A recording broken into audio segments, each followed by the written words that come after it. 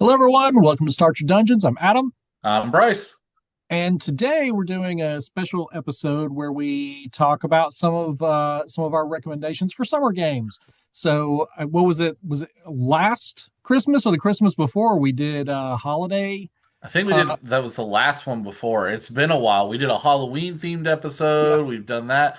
But it's time for fun in the sun. It's about yep. summer's about to come out. Schools are letting out soon, and we think what better way to talk about things that you can either do as a family or also road trip games. Yep.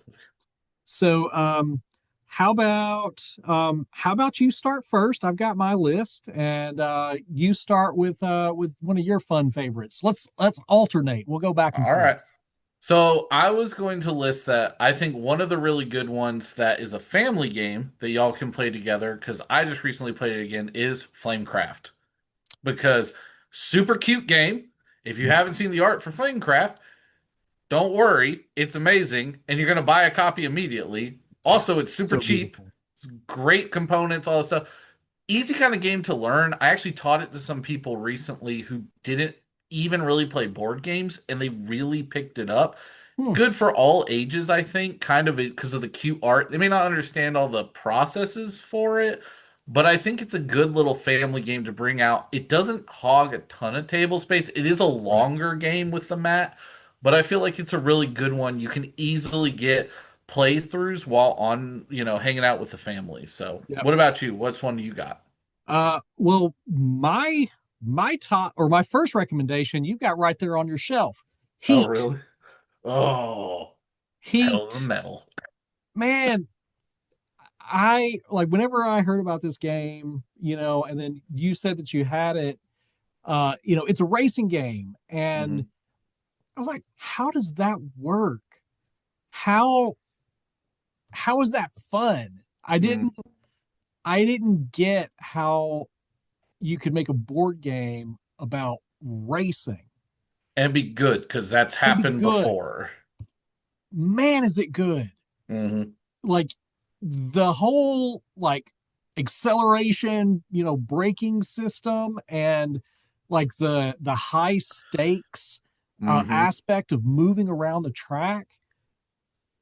I mean, like perfect. I know some people Yes. don't like. I've talked to some people who don't like that game because I've recommended it. And they're like, "Oh, I played that and really like it." Okay, but do you like racing? I mean, if you like racing, then Heat's good. I think one of the things I've done, I also taught that one recently to some people Mhm. who liked it, but were like, there's not a lot to this, but I only did the base cards. Mhm. There's a lot in that game. There's campaign modes, there's doing upgrades and sponsorships and all this. So I think that game's a great choice because it's modular based on who you're playing with. Yeah. Big group of like kids, have them just throw the cards down and hope their card doesn't burn out. Group of big board gamers, add in all the extra stuff you want. It Mhm. really does a good job of that, I Yeah. think. Scales up. Yep. So my second choice is my favorite game of all time, which if I haven't said it on this channel before, is Deep Sea Adventures. You're at the pool, why don't you also do some diving in a game? So Deep Sea Adventures, which I just found out has a different version of it called Boosted that comes with 3 dice. I'm looking at you, Oink Games. Don't make it easier on people. Keep it hard. Why are we having 3 dice? Like, what are we doing? Yeah. Uh, so Deep Sea Adventures, you're all deep sea divers trying to collect treasure. The farther you go down, the more points the treasure's worth. However, the first one to pick up treasure starts depleting the air tank. If you're Yep. outside the ship before the air deplete, if you're outside the ship after the air depletes, you immediately fall to the bottom and lose all your treasure. Very risk reward game. Super easy to teach, but really complex in the strategy of it. Mhm. And I think personally, one of the few games that plays 2 to 6 players where every player level is good, and that is very difficult to Yeah. have happen in games. And that game, if you buy the original version of it, it fits in your pocket. Right, it is. Tiny. There's 2 versions. There's the smaller one, and then there's one that's like double the size, Yep. but has the same size pieces, which I think is weird. I have both now, but I love that game. I think easy, like I said, easy to learn, easy to play, really good, and a good road trip game because again, it goes in your pocket. It's super easy to bring with you. Yeah. My second choice, or my second pick, has a miniature version. Mm. So you can take it on the road, you can fit it in your pocket. It's Azul, the tile Ooh, placement game. the the on the go version of that is so good. Yeah, so I like the first time I played it, I think I played it with you. I think I is own it, so that right? yeah, Yeah, I think so. The first time I played it was with you, and I kind of got the strategy, but it was just like, yeah. but then I played it again with a couple of my friends here in town, and I, that game's solid. Hmm. Like, so you're getting these tiles, and what you're doing is you're placing them on your board, and you're trying to create these patterns. And not only is it pretty easy to learn, but the game is just beautiful. It is It's colorful, and it's just based on I Spanish can't Moorish tiles. yeah, I can't recommend it strongly enough. I think it's a especially if you can grab that the one to go. I think you can just I mean you could probably grab that at Target or something. Hmm. Um, you know, it's small, it's not that expensive, and it's fun.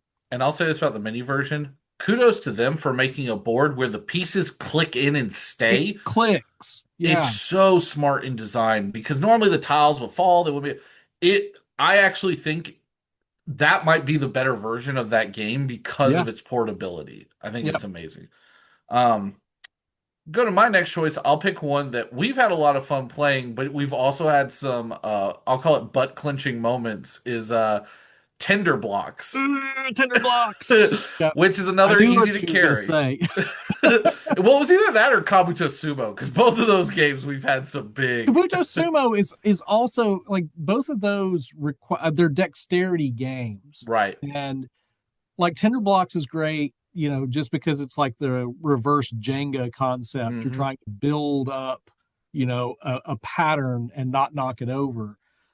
But I also say like Kabuto Sumo is probably another good one that should be on the Right. list. I forgot about it, to Yeah. be There's honest. a couple of expansions for that one now too, Kabuto Sumo, and I actually found out that Tender Blocks, the company who makes that, makes a lot of mini 10 like games where they have one Hmm. that's like a game about exploring a camps and finding campsites. There's another one that's like a oh, I remember. It's a it's a barbecue grill, and it's the same concept as Tender Blocks, where you're stacking meat and stuff to where it doesn't fall. It's fantastic. I I'm gonna love have to it. buy that. Yeah, but Tender That's Blocks cool. again fits in your pocket, easy to teach because it doesn't involve any actual words. Everything is picture based. Mhm. And especially if you've had a few, it's a lot of fun to do when you're under an influence of it. Yeah. Um, my my last recommendation for a specific game is I don't know if you've played this one. It's called Hues and Cues. Is that the one with the color grid? Yeah, Seen it, have not played it yet. it's fun.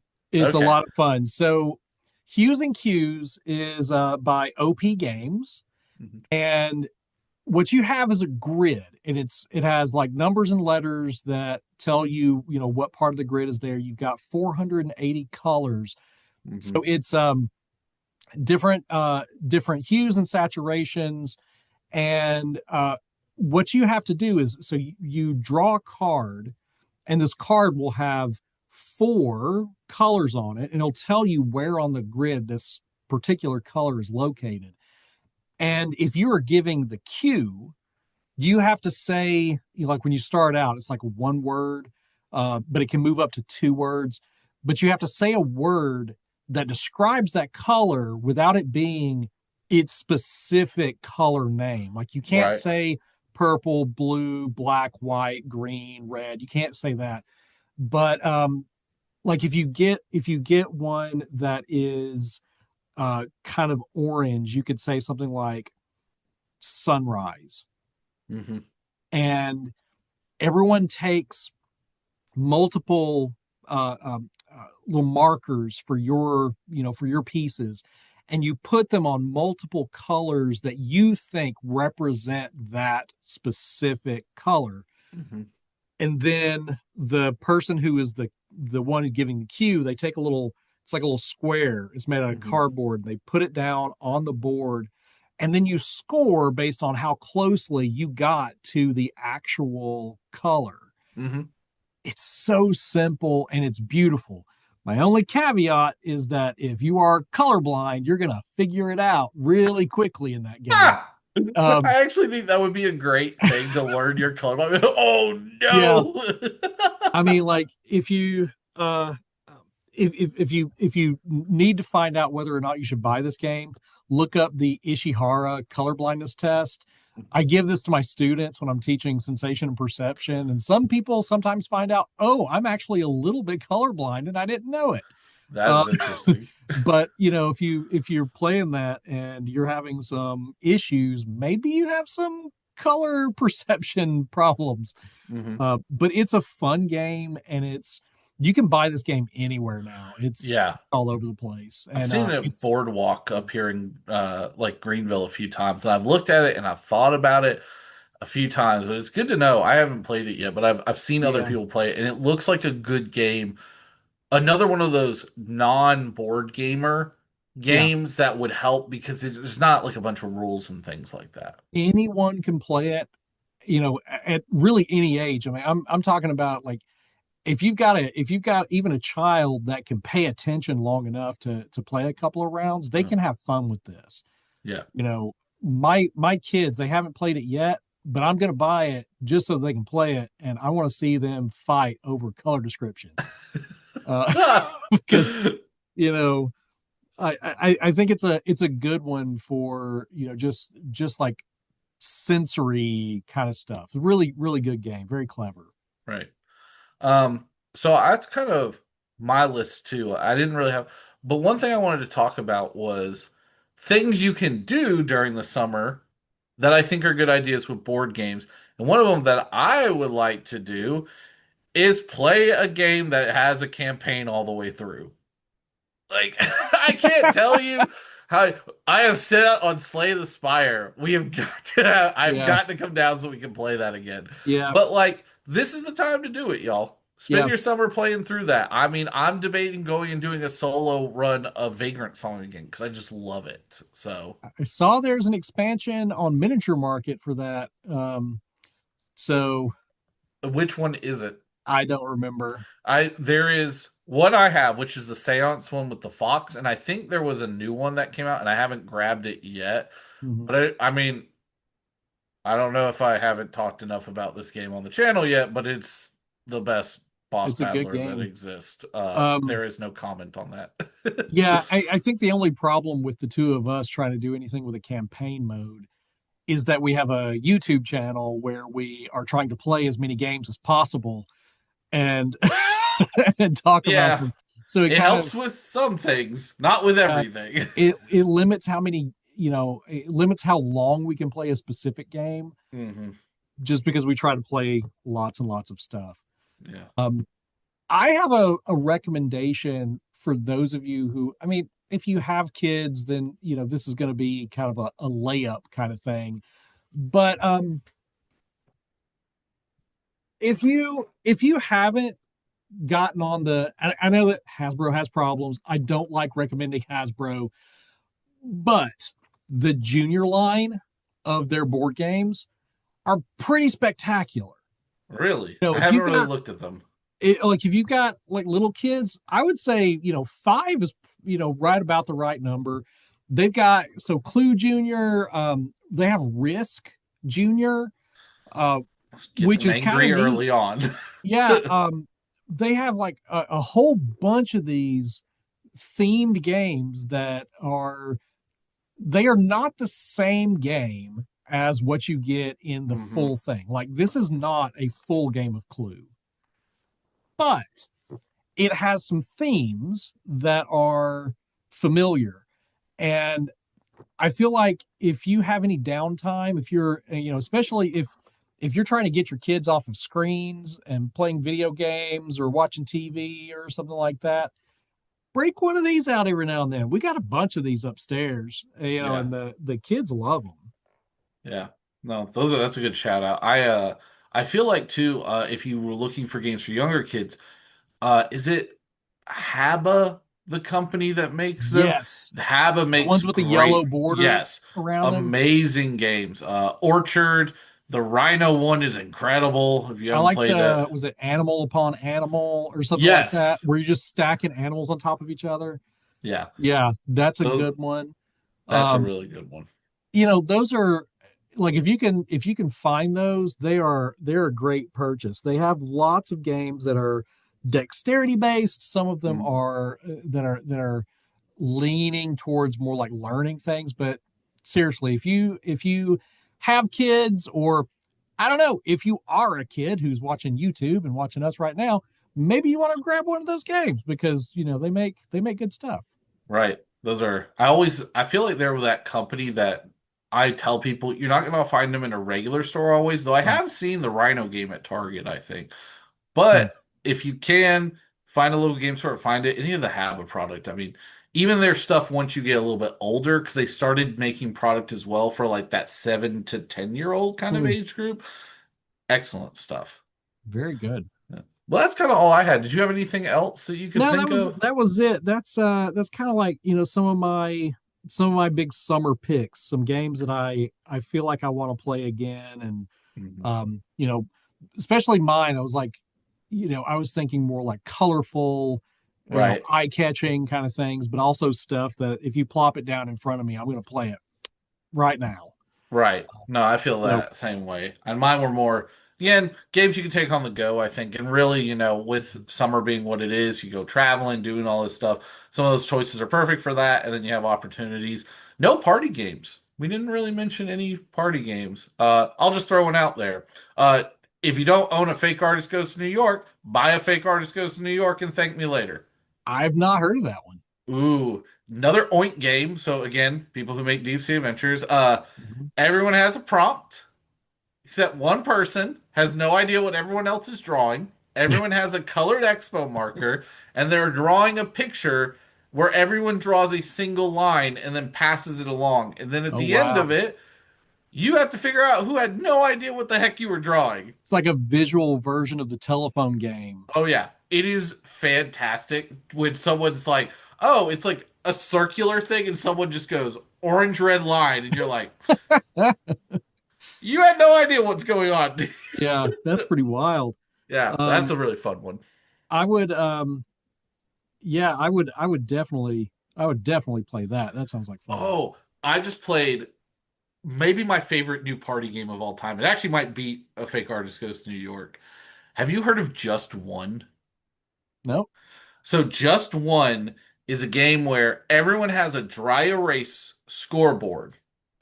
And basically, the way it works is a player will pick a card up. They don't look at it, they put it in front of them, and it has 5 words listed on it. And they say a number, let's say three, and the word is, I'll pick the hardest one we had, which was paradise. Every other player writes down a clue, a 1 word clue for it. They all compare the clues. If any are the same, they're all struck. And then you flip over every remaining clue and you have to guess what the word is. That sounds pretty It's interesting. it's really well designed. In the game, you can, if you guess and you miss it, you lose a point. And so if you say pass, you don't lose a point. So the goal is you only get 13 cards, so you're trying to get as close to 13 as possible. So we played it and we got to 8, and then we said, let's play it again because we loved it so much. And then we got to 9, and we were like, oh, I don't know. And like sometimes it's really hard. Like we had one where it was a bunch of different spices, but my head went, but what if it's seasonings? Or what if it's herbs? So I Yeah. said, I'm going to pass. And they were like, what would you have said if, because I think I only had 2 clues and there were 5 of us playing. So there were 4 clues. And they said, if we had put ginger, would that have helped you? I said, no, because my 2 choices were spices or seasonings. And they said, oh, it was spices. I was like, ah, God. But, Yeah. it's really fun and it's not very difficult to learn or pick up. And I've seen that at Target and like all other places. So that's Mhm. another good shout out I'll give. Very good. Well, if you've played any of these games and you want to talk about, what you thought about them, please post that in the comments down below. Or if you have any questions about any of these, just please let us know. And until next time, bye. Y'all take care.